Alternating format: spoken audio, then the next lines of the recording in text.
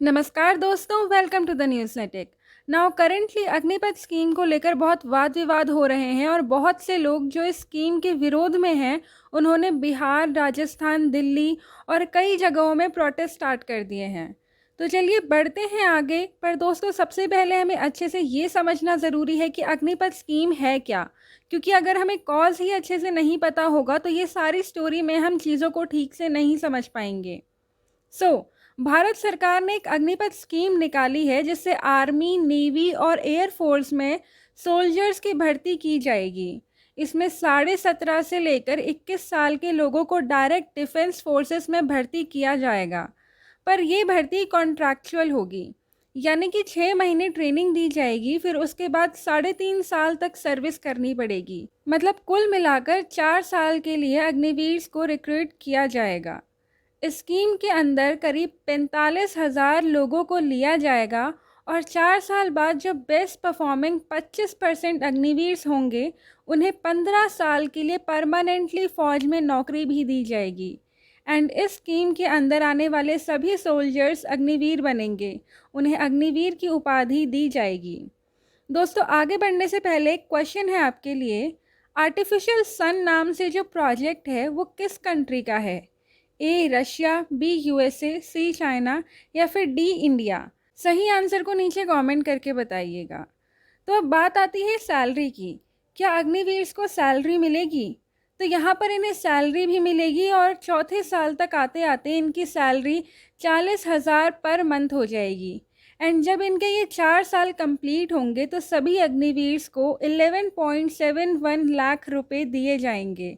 अपनी सर्विस के दौरान हर एक अग्निवीर अपनी सैलरी में से 30% कंट्रीब्यूट करेगा और सेम 30% गवर्नमेंट कंट्रीब्यूट करेगी, ताकि अग्निवीर के कॉर्पस फंड में ये पैसा इकट्ठा किया जा सके।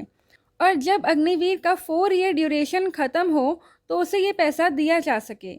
मतलब उन्हें पेंशन नहीं मिलेगी, एक बार में पैसा दे दिया जाएगा। और सिर्फ इतना ही नहीं, अग्निवीर्स को इजीली बैंक से लोन मिल जाएगा। जिसे नॉर्मली लोन लेने में दिक्कत आती है, वो दिक्कत अग्निवीर को नहीं आएगी। पुलिस में भर्ती होने के लिए अग्निवीर्स को प्रेफरेंस दी जाएगी।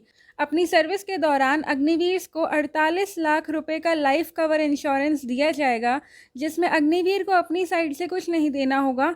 ये कवर फ्री ऑफ कॉस्ट होगा। तो अगर अग्निवीर की मान लो सर्विस के दौरान डेथ हो जाती है तो इनकी फैमिली को 48 लाख रुपए सरकार द्वारा दिए जाएंगे। सरकार का कहना है कि इससे लोगों में बहुत कम एज से ही आर्मी जैसा डिसिप्लिन और देश के प्रति लगाव लाया जा सकता है। और साथ ही जो एवरेज एज है सोल्जर्स की अभी डिफेंस फोर्सेस में, वो कम करी जा सकती है। करेंटली डिफेंस फोर्सेस में एवरेज एज है 32 ईयर्स। सरकार चाहती है इसे कम करके 26 से 28 साल किया जा सके, ताकि हमारी आर्मी यंग और फिट आर्मी हो। अग्निपथ स्कीम को तो हमने अच्छे से समझ लिया। अब बात आती है कि इसके अगेंस्ट प्रोटेस्ट क्यों हो रहे हैं। बिहार, राजस्थान, दिल्ली और कई जगहों में जो आर्मी एस्पिरेंट्स हैं उन्होंने इसके खिलाफ विरोध शुरू कर दिया। नेशनल हाईवे जाम कर दिया। लोगों का कहना है कि कोई सिर्फ 4 साल के लिए आर्मी में क्यों जाएगा। पहले जो प्रोसेस होता था उसमें 16.5 से 21 वर्ष की एज तक भर्ती होती थी और 15 साल का सर्विस पीरियड होता था। पर अब अग्निपथ स्कीम से एज ड्यूरेशन तो कम हुआ ही है, साथ ही सर्विस पीरियड भी कम कर दिया है।